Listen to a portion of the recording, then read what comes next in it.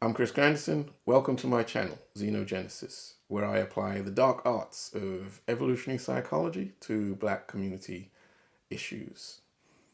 Now, this is just a Q&A session to address some of the questions that have come up during the Black Masculinity series. And this book right here has been the number one question. Have I read a book called The ISIS Papers by Dr. Francis Cress Welsing? Obviously I have. This is my original copy, bought in the early 90s. See, it's kind of well worn. But yes, a great book. And I had the privilege of seeing Dr. Welsing speak live in person in New York in the early 90s. And because I was a member of the psychology club that brought her to the university, I had the opportunity to be in a room with her and sit and chat and ask questions and so on. You know, it was a great experience, you know, really brave woman, hugely knowledgeable and intelligent. But what I remember most from it is that she is funny as hell. She had all of us like in stitches, man. She had us crying, you know. She's a really funny lady, and it's quite a skill to, you know, be talking behavior science. It's quite a skill to be talking behavior science, but to have people, you know, really engaged and, you know, laughing and all of that. So that was a great experience. In fact, I remember, you know, the hall where she spoke, you know, it had like 300 people in there. And she started it off, and I think she's done this several times, but I certainly didn't know it at the time. But she started it off by asking us all to close our eyes. And she wanted us to understand the power of the culture of white supremacy. So we all closed our eyes, and she said one word, and you probably can guess what that one word was. She said God, you know, and we all opened our eyes, and some people laughed, some people were oohing and ahhing, some people were just shaking their heads, but we all knew we had seen the image of, you know, an old white guy. And, you know, she obviously talked about that in her book in terms of understanding, you know, how deep that culture of, you know, white is better, of white supremacy, how it's in us, and that for us to see, you know, the creator of the entire universe as some white guy, you know, that was pretty powerful stuff. And I had read her book. It had quite an impression on me. I would say it was, you know, almost as powerful as reading the autobiography of Malcolm X as a teenager. You know, very impactful, influential book. And, you know, I've got all sorts of stuff underlined in here. And I know some of these things are related to the Black Masculinity series. But here, I'd like to read, you know, a passage or two. Now, I always remembered this passage from her because it hadn't really been something I thought about before. I mean, obviously, I was a very young man when I first read this. But this definitely relates to a lot of the things I've said in the Black Masculinity series. Even though we're from different psychological disciplines, you know, she was just so on point with a lot of the things that we've discovered through evolutionary behavior science. So I'd like to read what she had to say here, and it's kind of self-explanatory with regard to how it relates to this Black Masculinity series that I've been going through. Black females must not be fooled into believing that a woman's liberation movement is their salvation. They must cease believing in the myth of the strong black female who is capable of doing everything, breadwinning and socializing, all alone. Black females must understand that we always will be oppressed, as will our sons and daughters, unless black men are liberated to defend themselves, black females, and black children from any and all attacks and insults. So this clearly relates directly to what I've been talking about in the Black Masculinity series, particularly in the fourth episode where I talked about how they were deliberately targeting black boys and black men to restrict their mate quality, their ability to do what women need us to do. So let me read you this paragraph from Dr. Wilson and see how it fits with things I've been showing you from an evolutionary perspective with the evidence to support that in the Black Masculinity series. The system of racism in the US specifically has labeled its number one target of attack as the black male. The black male is not only to be intimidated and oftentimes physically destroyed, but more importantly, he must be destroyed functionally through the negation of his major breadwinning activity for the black family. When men are not permitted to become the major breadwinners and true functional protectors for their families, a major imbalance is created between the importance of the adult black male and adult black female roles. Likewise, the importance of male functioning is discredited and thus subtly disrespected. As a result, chaos and disorganization befalls family life, leaving the family as a dysfunctional survival unit, where mothers are forced to engage in full-time breadwinning and protector activities and are not free to perform their major tasks of childcare and socialization. So in that paragraph, she said what I said Pascal Boyer said. First of all, that the male role of provision and protection, it's expected and required of a man. That's what a woman needs from him. So in part 4, we're now saying, you damage the mate quality of the male and you destroy the man.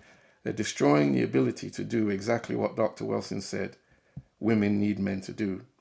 And then with the black females being allowed to advance, so the black girls were not being targeted the way the black boys were, and they then become, breadwinners and so forth. Meanwhile, the males can't. She's basically predicting the black gender war here when she says, when men are not permitted to become major breadwinners and true functional protectors for their families, a major imbalance is created between the importance of the adult black male and adult black female roles. As a result, chaos and disorganization befalls family life. And then she even goes on to talk about how they become competition to each other.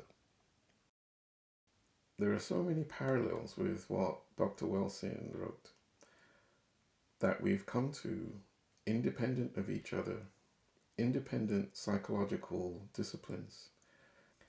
But when I read some of these sentences to you, and then you look at the Black Masculinity series, where I'm using pure evolutionary psychology and studies published well after the passing of Dr. Wilson, it's eerie.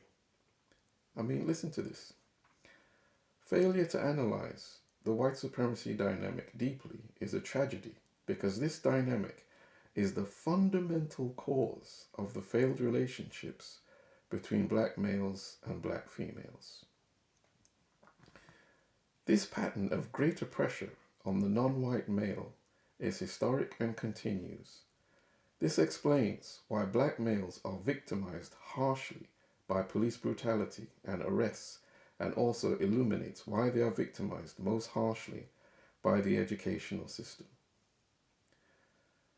Because of their extreme victimization in these two areas, black males have the highest levels of unemployment and underemployment, the highest rates of prison incarceration, the highest incidence of school failure and school dropout rates.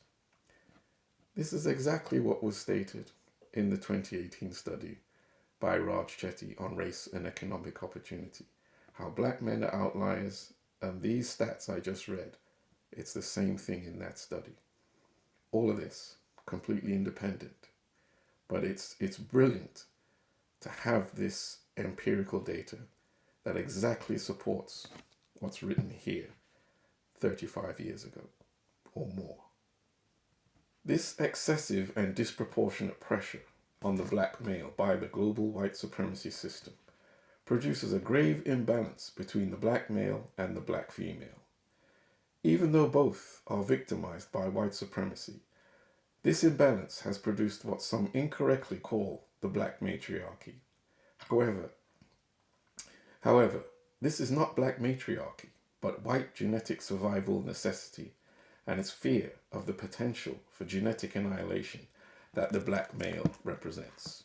In consistently speaking of the fear of white genetic survival, Dr. Wilson makes clear that the system of white supremacy has evolutionary goals. Consequently, it will always adapt to changes because our tribal status psychology will always motivate us to want to reach those evolutionary goals.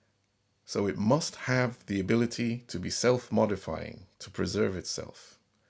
Have we ever built a strategy for dealing with it using this knowledge of what it is and what it wants that is based on evolutionary pressures? The white supremacy matrix has evolutionary goals. Knowing that means one becomes better informed on how to create tactics to fight it. Understanding it has evolutionary goals gives us predictive power in knowing what its next move must always be. It must adapt if it is to survive. That is basic evolutionary theory. And that's what our cultural adaptations cause us to do. They work with our biological adaptations to help us advance our genes, to increase our reproductive success, and move them as much as possible into the next generation. Now, because humans compete as tribal groups, genetic survival is a real evolutionary goal. Throughout our history, one tribe has wiped out others. We all know this. That's what genocide is about. Genocide has been a repeated pattern of behavior in human history. So in many ways, this concern of another group wiping you out, it has been a part of our ancestral past. So it's a real fear that another group will wipe us out. So it is an evolutionary goal for us to survive, thrive, expand, and deal with threats to our survival and reproductive success. Meaning, the white supremacy matrix has evolutionary goals. Let me read another paragraph to you. It is much easier for white supremacy to control female-headed households, wherein black females must confront a white male-dominated power system alone. Further, these female-headed survival units eventually produce more passive and effeminized male offspring, or male offspring with dysfunctional behavioral patterns, who in many cases eventually will be incarcerated as antisocials, continuing the necessary black male, black female separation. In that Raj Chetty study, Race and Economic Opportunity, he said, in areas where you have a higher presence of black males as models, black boys do better. This is exactly what she's saying here. If you remove the males, then the boys become dysfunctional. The new answer to the black male, black female relationship dilemma is for the black male and the black female to make serious, conscious struggle against white supremacy their number one priority. Imagine how she would feel if she saw all this black gender war stuff going on. She would know the same thing I know. We can't challenge white supremacy when the most ancient alliance, the alliance between black men and black women, is broken. That's the oldest alliance we have. The men and women of the tribe, and they're feuding. In the face of all these stats she's talking about, 30, 40, 50 years ago, they're all right here now. And here we are fighting each other. There's just so much brilliance in this book. So in my work, where I was showing you want to attack the male, because once you take out the male, obviously the women and children cannot defend against a coalition of outgroup males. Men instinctively understand this because this is how men have been competing against each other for millennia, for hundreds of thousands of years. We know to go after the men. The women and children are no threat. And if you take out the men, that community now, everything is yours because you've hobbled the men, you've crippled their ability to provision and to defend. And of course, if you've got division between the men and women now where they're pointing fingers at each other, then clearly the level of trust and cooperation needed to be able to put forward a strong defense, it can't happen because the oldest alliance, the alliance between the men and women of the tribe, it's destroyed. So now for the other men of the outsider tribe, the coalition of men from the outsider tribe, everything is theirs once you take out the men. Over and over again, she talks about taking out the men and that the men and women must be united and trust in each other. We don't have that now. Completely gone. And when you look at that Black Masculinity series, you're seeing everything is completely independent in terms of what Dr. Wilson said, even though they completely support each other. So with all these studies and research that I'm showing you, particularly in chapter 4, where they were going after the boys to harm those boys before they could become men, to harm their mate quality, to harm exactly what she says men need to be able to do, and women need to be able to allow men to do and support men to do it, that is being poisoned. It's no surprise that, so often I'm being asked this question about this book. Because when people are looking at this series I've been producing, they're seeing so many parallels. But they're completely independent of each other, which, if anything, makes the cases for both stronger. Because the evidence I'm using, it's evidence right now. This is evidence produced long after the passing of Dr. Wilson. Yet all the research I'm showing you is supporting what she said. But it's actually fantastic to have the empirical support, the evidence showing a lot of stuff that she was saying. We have current evidence for it, scientifically gathered and supported. It's study after study after study. Now, the point of showing you what happened to Chinese Americans in part 5 was to show you that our behavioral strategies are powerfully influenced by our ecological circumstances. So if we find ourselves in that discriminatory ecology, black men and women pointing fingers at each other is crazy. You got to point your fingers at the ecology. Look how different the outcomes were for Chinese Americans once they got out of that discriminatory ecology. But look how bad their behavior was in it. Now, should Chinese men and women have pointed their fingers at each other when they was in that discriminatory ecology?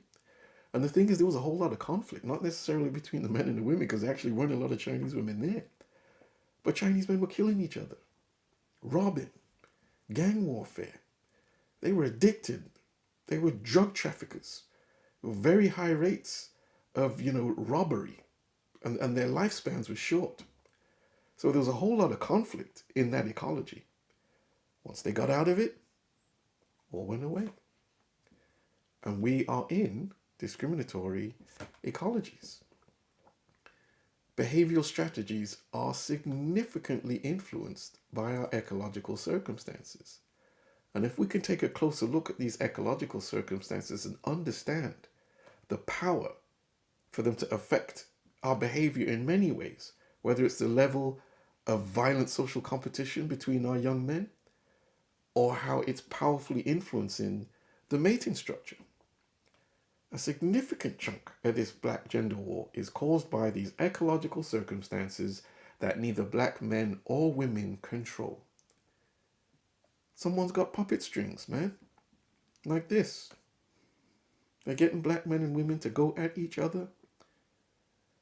I haven't seen any evidence anywhere in the past 200 years of looking at research on what low sex ratios do to men and women in those ecologies where those outcomes could be normal or good or advantageous or beneficial. They're terrible. Some of them were so bad it caused like revolutions in certain countries. China had a high sex ratio where there was a lot of men, a lot less women. They had like a 9-year revolt called the Nine Rebellion. And a lot of their own scholars said, hey, they were just too much damn men, bad behaving men, not enough women around. And first they just were bullies, and then they became, highway robbery men. And then they said, to hell with this. They got together and decided to form their own damn army and tried to topple the government. Low sex ratios, high sex ratios, they bring out some horrible behaviors in both men and women. But of course, men being the more, violently aggressive member of the species, it's really bad with the men. So these bad behaviors we look at from both men and women, because both men and women, the level of risky, promiscuous sexual behavior, it increases for both men and women. Violent social competition, that tends to increase amongst the young men. We have short time horizons, as in, we're not planning for what we're going to do 5 years from now. We're living for today, which makes us more risk-taking, more impulsive.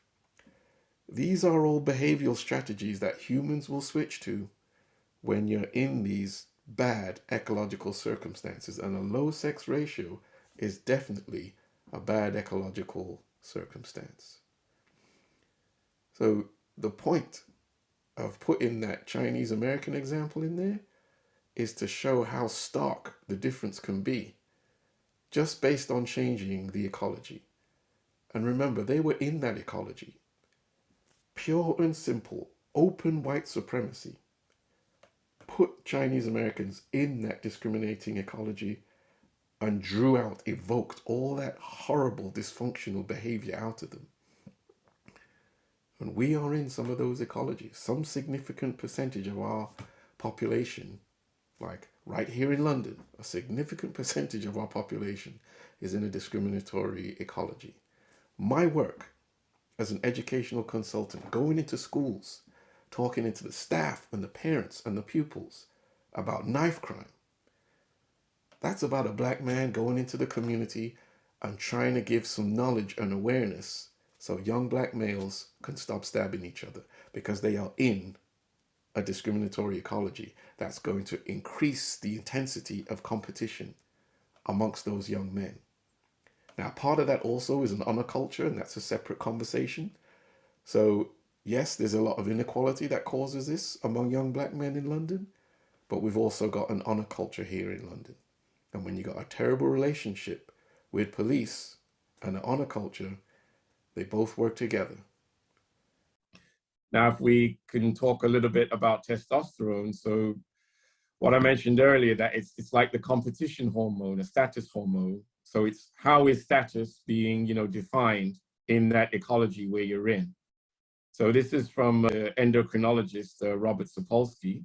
Testosterone prompts whatever behaviors are needed to maintain status. Now, if you're in, let's say, projects on these estates where there's a lot of drug dealers and gangs and all those things going on, status is maintained quite often aggressively. And in that way, it can push testosterone levels higher. So there has been research around this, comparing black men in middle class areas and that socioeconomic level with black men at the lower socioeconomic levels, low status black men, and the low status black men had higher levels of testosterone compared to the black men who were at the higher socioeconomic levels, because they were in a much more intensely competitive environment. And of course, status is more likely to be maintained aggressively. So these are a couple of reasons for, testosterone to be higher, but also marriage. If you're married with children, you have lower testosterone levels. You're not competing anymore. You've got your wife, you've got children. You're now putting great effort into supporting your family, not out there competing with other young men for women and to attract women. And of course, when we get lower, we see that black males are less likely to be married, which means their testosterone levels are more likely to be higher, because single men in general just have higher testosterone levels. So if you have two groups and they're the same age, let's say they're all 24, but this group has a higher percentage of married men, they're going to have lower testosterone levels. And now when you combine that with the ecological circumstances where they're at the lower end of that society, you now have, what he talked about here. status being maintained aggressively with high testosterone levels, fostering aggression. So the ultimate result is more violence in ecologies like that. And also you get this in these deprived areas. You're more likely to get these types of behaviors, high levels of impulsive behavior, more drug use, more violence, more criminal activity. And this is from the way these ecologies cause people to think and feel about their future. Because they're in more unstable or more harsh, unpredictable environment, they think more about today. They place higher value on the present, less on the future. They don't plan for the future as much. People are going to jail. People are getting hurt. People are getting killed. It kind of takes hope away from you, and it puts pressure on you to say, if I want to do something, you're more likely to want to do it now. And that leads to more impulsive, risk-taking behavior. What these stressful ecologies characterized by stigma and discrimination can often be found to be doing is limiting access to economic resources. And this tends to promote some of these causes of poor health, bad sex ratios, social instability regarding family structure, moving from one home to another suddenly and unpredictably. And these circumstances then switch on or off the behaviors I listed a minute ago, impulsiveness, promiscuity, risk-taking, higher levels of aggression. The responses to these bad ecologies, ecologies where discrimination is a strong factor in their creation, they can affect our communities more because we are overrepresented in these deprived areas. And these behaviors are what evolutionists call context-dependent parts of our evolved nature. Because in our ancestral past, they helped give us a chance to overcome the harsh, unpredictable environments we found ourselves in. So when we find ourselves in that context, this is how we responded. When we were not in higher mortality environments, then we were less likely to engage in this fast-living life history style of behavior. But in the modern world, this faster life history style can end up being harmful. So we would call this a good example of an evolutionary mismatch, meaning it was adaptive in the Stone Age, but it is not adaptive now. But the evolved response is still a part of our nature, and these discriminatory ecologies can trigger these responses. Here we're looking at data that show the high young adult mortality risk environments that many young Black men find themselves in. So this is right here in London. And you can see that Black death rates to be 24 times higher from homicide. And here in the States, much, much worse. Look at this, 14,500 Americans murdered in 2017, and more than half were young Black men killed in metropolitan areas. So when you factor that out over a 5-year period, that's 36,000 young Black men over that 5-year period dying through homicide. So they are definitely high mortality environments, and we are sensitive to this. We know this. And this then, of course, relates to what I talked about in the sex ratio lecture, because this is part of how this discriminatory ecology is created through high rates of homicide. So this is from Gencia Pizarro of the National Institute of Health. And her comments, again, this is something we feel. So if you're a racial minority living in an inner city has a high crime rate, then those fear levels of being murdered, they're heightened. And it means this is something we are concerned about. Certainly is something I was very concerned about at these ages. And there will be a trend that develops from this. You're going to be more likely to carry weapons because the threat they are facing in those circumstances, it's real. And if you're more likely to carry a weapon, if you live in these environments, then their use is going to be more likely because of this, because you're carrying it, then you're going to get into these status conflicts as a young man. And that's going to be behind statistics like this. So we have a huge knife crime problem here in the United Kingdom and certainly in London. And we see evidence that most of the knife crime violence is actually not gang related.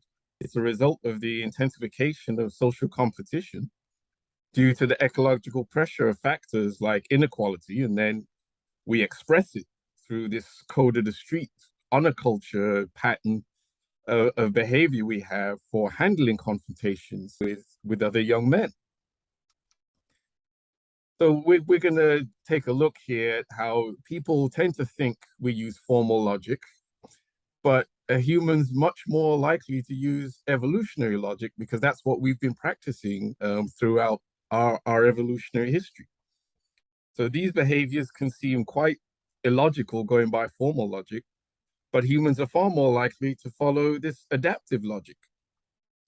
And a lot of this adaptive behavior is followed unconsciously and guided by instinctive, emotional, psychological responses that then push us into these behaviors.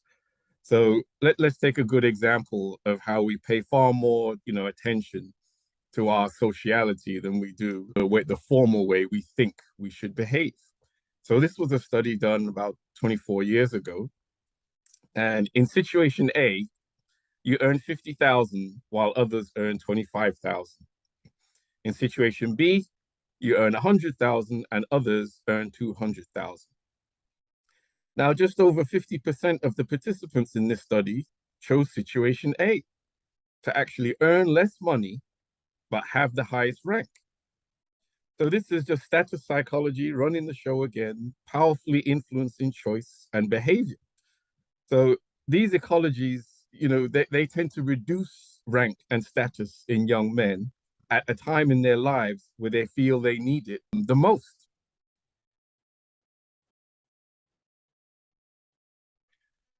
So with regard to these status conflicts, when thinking of inequality, don't just think money and material possessions. We are a social rank species, not an economic species. Sociality is the more powerful influence on behavior. So think about the social resources, respect, attractiveness, influence, value associated with your identity, your relative rank in relation to your peers. So this is the adaptive significance. And when there's that inequity in access to social resources needing for mating success, young men will push against that inequity. They'll do it, legitimately when they can. Most young men do it legitimately. They don't turn to these poor behaviors. But when you're at the bottom and you're in these discriminatory ecologies, you're going to get a higher percentage of the young men engage in status competition, social competition.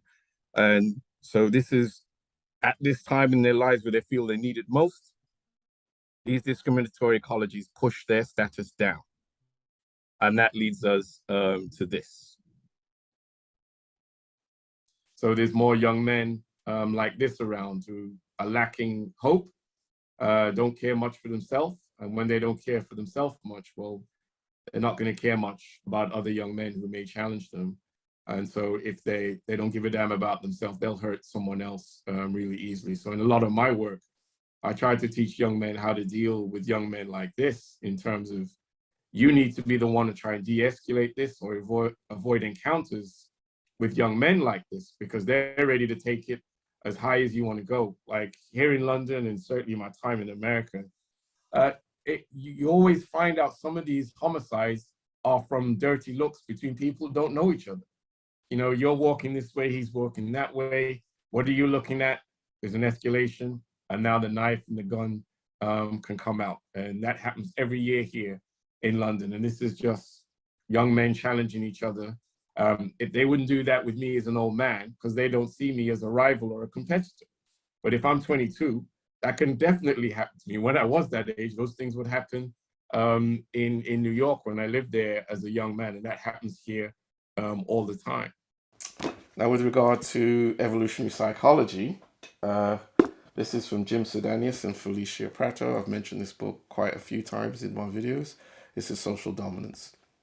Now, before I read this book, I just was practicing mainstream social science psychology. So I got my first degree just in normal social science psychology. But after reading this from Sedanius and Prato, there was quite a bit of evolutionary psychology in this. And this is when issues around racism and intergroup competition and the perception of black people, this is when it all started to make sense. Before that, mainstream psychology just didn't have the answers for me.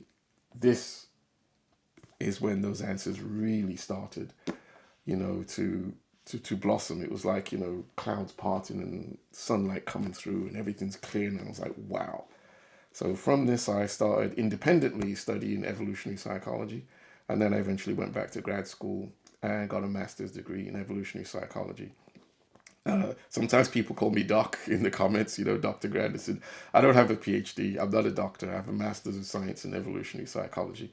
I mean, I understand why people say that, talking, and I'm a teacher, but I'm not a university lecturer or anything like that. I'm actually an educational consultant now. I deal with the knife crime problem here in London. So we have a lot of young men who, stabbing and killing each other and things like that. So I go into the schools and I'll talk to the staff and to the parents about why, young men are doing this. And I'll talk to the pupils as well. And in the community also, because we do have a lot of, a lot of young black men in London are walking around with knives and stabbing each other. But if you saw my last video where I talked about discriminating ecologies and how it can lead to higher levels of violent social competition amongst young men because of how these ecologies restrict status attainment, that's, a lot of what's going on. And, I did my dissertation.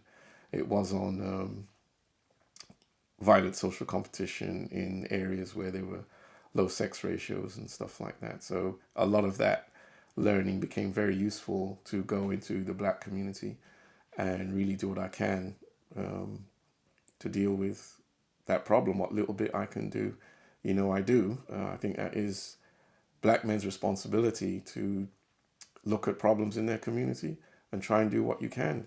Whatever little bit you can do, go ahead and do it. And I had some knowledge to go and talk about this problem wherever people want me to come and talk about it. So that's what I do quite a bit. Now, I've got a question here from Pook Hustle. In one of your videos, you said black men should play the game. Can you do a video on how to play it? Yeah, I made a lot of videos on how to play the game, but I took a lot of them down because I need to modify them and improve the audio and make them the way I'm making my videos now. So they're older videos from a few years ago. But all those videos will be coming back, just improved in their format and audio as well. Now, in terms of playing the game, intergroup competition is the game, regardless of what people say. We're in nations where we're all made up of competing subgroups for the best that society has to offer. And because of our, instinctive hierarchical nature, this book talks about group-based social dominance hierarchies. So we are a hierarchical species.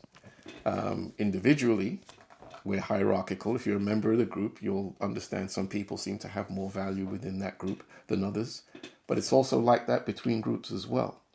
So all these societies are group-based social dominance hierarchies. It's a universal. In this book, you'll see it's all the way across the planet, every continent, and wherever, if there's enough evidence for us to see whether it was taking place historically, it's there. So this is just part of the nature of the species, of how we organize ourselves into groups and in hierarchical groups.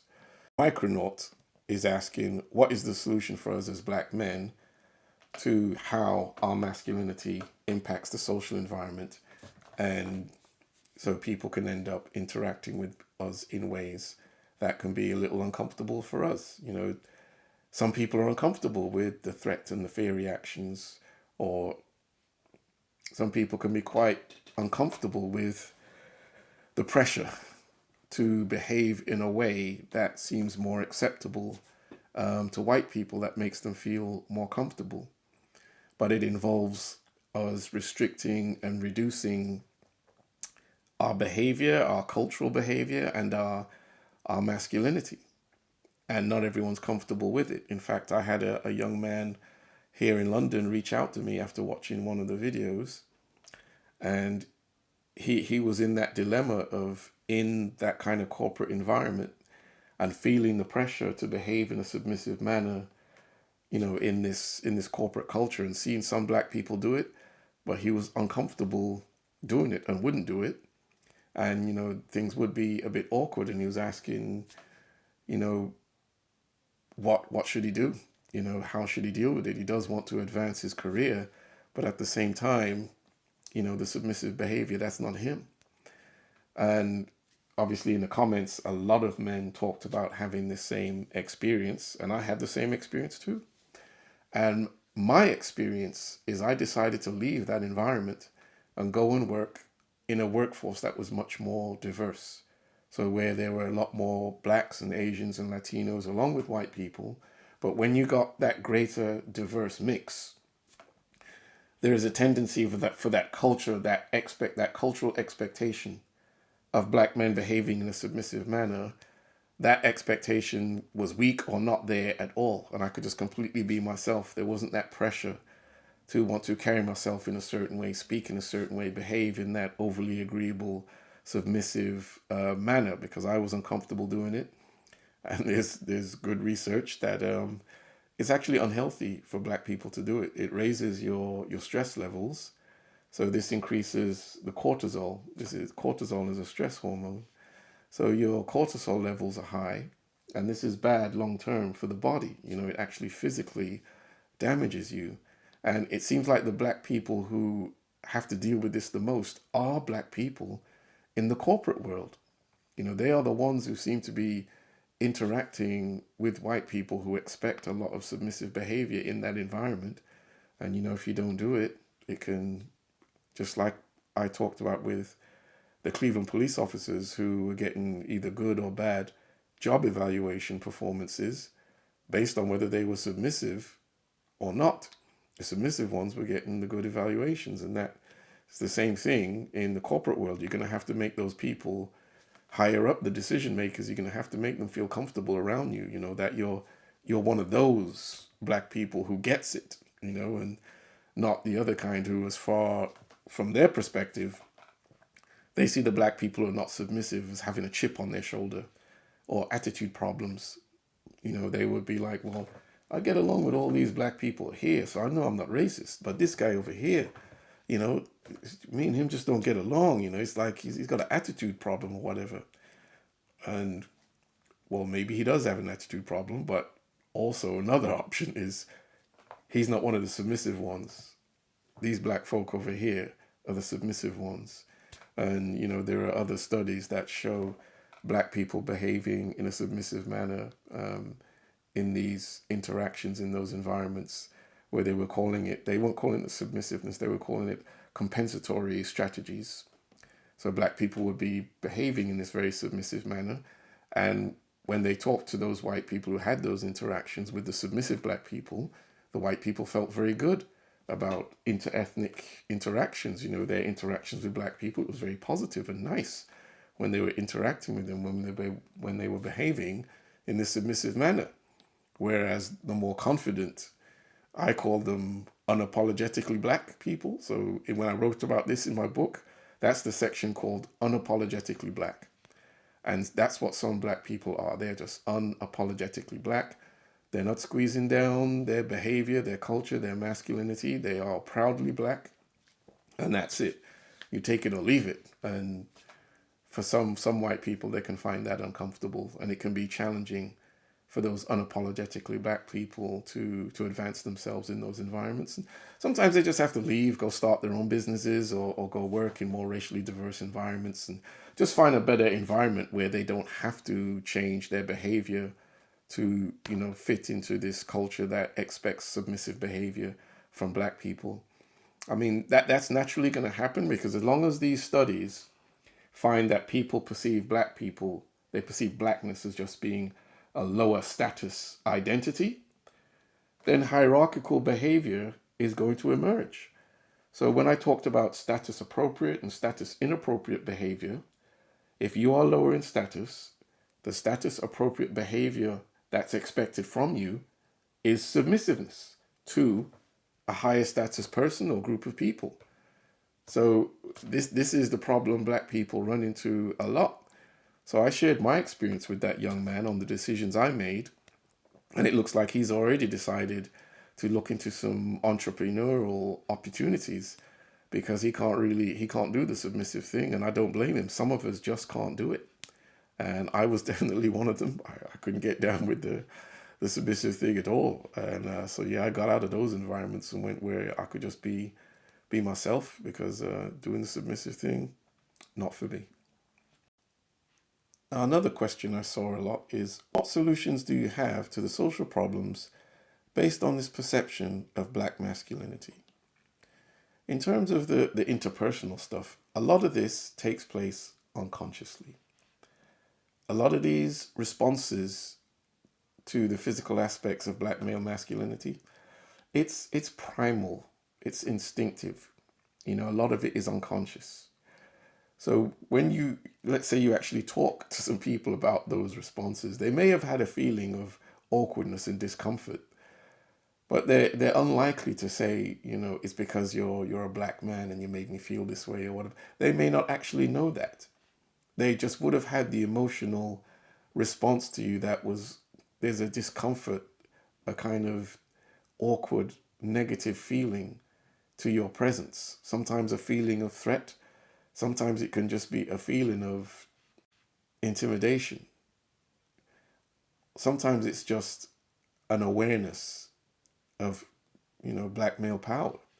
And when you're in the presence of that, you know, that aura, that feeling, it can be uncomfortable to you. I think there is a psychology behind this as well, in that if you're from a group that culturally and socially perceives itself as being a higher status group, and here you are now presented with this member of a lower status group, but then his masculinity is a bit stronger than yours. And obviously they see it on us as a group.